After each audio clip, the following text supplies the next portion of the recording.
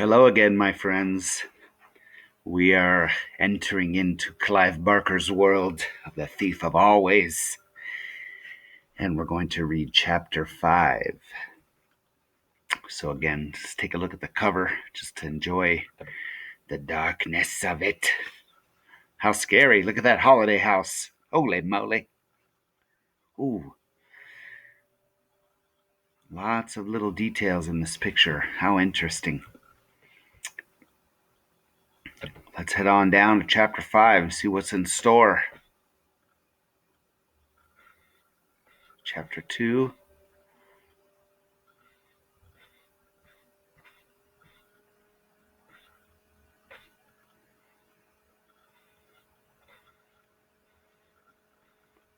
Oh, goodness. Chapter 5. It's called The Prisoners. Where do you think he is right now? The Prisoners. The temperature had risen while Harvey had been at lunch. A heat haze hovered over the lawn, which was lusher and more thick with flowers than he remembered, and it made the trees around the house shimmer. He headed toward them, calling Wendell's name as he went. There was no reply. He glanced back toward the house, thinking he might see Wendell at one of the windows, but they were all reflecting the pristine blue. He looked from house to heavens. There was not a cloud in sight. And now a suspicion stole upon him, which grew into a certainty as his gaze wandered back to the shimmering copse and the flowers underfoot. During the hour he'd spent in the cool of the kitchen, the season had changed. Summer had come to Mr. Hood's holiday house, a summer as magical as the spring that had preceded it. That was why the sky was so faultlessly blue, and the birds making such music. The leaf-laden branches were no less content, nor the blossoms in the grass, nor the bees that buzzed from bloom to bloom, gathering the season's bounty. All were in bliss. It would not be a long season, Harvey guessed. If the spring had been over in a morning, then most likely this perfect summer would not outlast the afternoon. I'd better make the most of it, he thought, and he hurried in search of Wendell. He finally discovered his friend, sitting in the shade of the trees with a pile of comics at his side. Want to sit down and read? He asked. Maybe later, said Harvey. First, I want to go look at this lake you were talking about. Are you going to come? What for? I told you it's no fun. All right, I'll go on my own. You won't stay long, Wendell remarked, and went back to his reading. Though Harvey had a good idea of the lake's general whereabouts, the bushes on that side of the house were thick and thorny, and it took him several minutes to find a way through them. By the time he caught sight of the lake itself, the sweat on his face and back was clammy, and his arms had been scratched and bloodied by barbs. As Wendell had predicted, the lake wasn't worth the trouble. It was large, so large that the far side was barely visible, but gloomy and dreary, both the lake and the dark stones around it, covered with a film of green scum. There was a legion of flies buzzing around in search of something rotten to feed on, and Harvey guessed they'd have no trouble finding a feast. This was a place where dead things belonged. He was about to leave when a movement in the shadows caught his eye. Somebody was standing further along the bank, almost eclipsed by the mesh of thicket. He moved a few paces closer to the lake and saw that it was Lulu. She was perched on the slimy stones at the very edge of the water, gazing into their depths. Speaking in a near whisper, for fear he'd startle her, Harvey said, "It looks cold."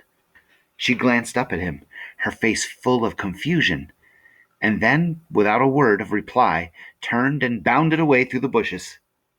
"Wait!" Harvey called, hurrying toward the lake. Lulu had already disappeared, however, leaving the thicket shaking. He might have gone in pursuit of her, with the sound of bubbles breaking in the lake, took his gaze to the waters, and there, moving just below the coating of scum, he saw the fish. They were almost as large as he was, their gray scales stained and encrusted, their bulbous eyes turned up toward the surface like the eyes of prisoners in a watery pit. They were watching him. He was certain of that, and their scrutiny made him shudder. Were they hungry, he wondered, and praying to their fishy gods that he'd slip on the stones and tumble in? Or were they wishing he'd come with a rod and a line so that they could be hauled from the depths and put out of their misery? What a life, he thought. No sun to warm them, no flowers to sniff at or games to play, just the deep, dark waters to circle in, and circle and circle and circle. It made him dizzy just watching, and he feared that if he lingered much longer, he'd lose his balance and join them. Gasping with relief, he turned his back on the sight and returned into the sunlight as fast as the barbs would allow. Wendell was still sitting underneath the tree. He had 2 bottles of ice-cold soda in the grass beside him and lobbed one to Harvey as he approached. "Well," he said. "You were right," Harvey replied. "Nobody in their right minds ever goes there." "I saw Lulu." "What did I tell you?" Wendell crowed. "Nobody in their right minds." "Ah, and those fish." "Yeah, I know," Wendell said, pulling a face. "Ugly boogers, aren't they?" "Why would Mr. Hood have fish like that? I mean, everything else is so beautiful. The lawns, the house, the orchard." "Who cares?" said Wendell. "I do," said Harvey. "I want to know everything there is to know about this place." "Why?" "So I can tell my mom and dad about it when I go home." "Home," said Wendell. "Who needs it? We've got everything we need here." "I'd still like to know how all this works. Is there some kind of machine making the seasons change?" Wendell pointed up through the branches at the sun. "Does that look mechanical to you?" he said. "Don't be a dope, Harvey. This is all real. It's magic, but it's real." "You think so?" "It's too hot to think," Wendell replied. "Now sit down and shut up." He tossed a few comics in Harvey's direction. "Look through these. Find yourself a monster for tonight." "What's happening tonight?" "Halloween, of course," Wendell said. "It happens every night." Harvey plunked himself down beside Wendell, opened his soda, and began to leaf through the comics, thinking as he leafed and sipped that maybe Wendell was right, and it was too hot to think. However, this miraculous place worked. Let me read that again. However, this miraculous place worked, it seemed real enough. The sun was hot, the soda was cold, the sky was blue, the grass was green. What more did he need to know? Somewhere in the middle of these musings, he must have dozed off, because he woke with a start to find that the sun was no longer dappling the ground around him, and Wendell was no longer reading at his side. He reached for a soda, but the bottle had fallen over, and the scent of sweet cherry had attracted hundreds of ants. They were crawling over it and into it, many drowning for their greed. As he got to his feet, the first real breeze he'd felt since noon blew, and a leaf, its edges sere, spiraled down to land at his feet. "Autumn," he murmured to himself.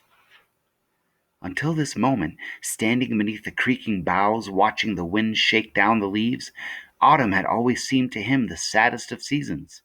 It meant that summer was over, and the nights would be growing long and cold. But now, as the drizzle of leaves became a deluge, and the patter of acorns and chestnuts a drumming, he laughed to see and hear its coming. By the time he was out from under the trees, he had leaves in his hair and down his back, and was kicking them up with every racing step. As he reached the porch, the first clouds he'd seen all afternoon crept over the sun, and their shadow made the house, which had wavered in the heat of the afternoon like a mirage, suddenly loom dark and solid. "You're real," he said, as he stood panting on the porch.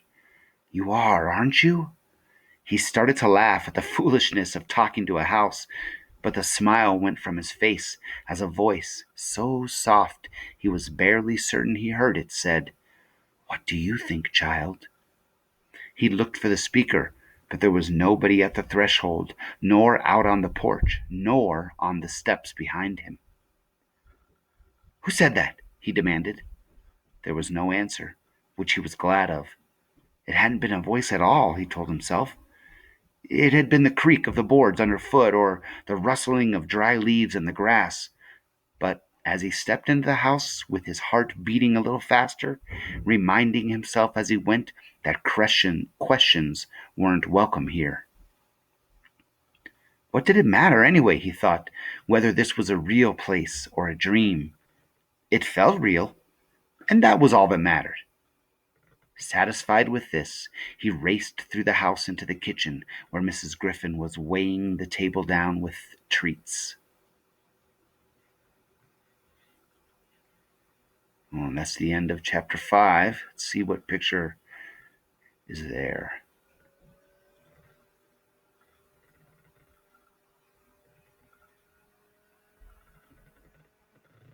Hmm, what's that make you think of? Chapter 6 is called Seen and Unseen.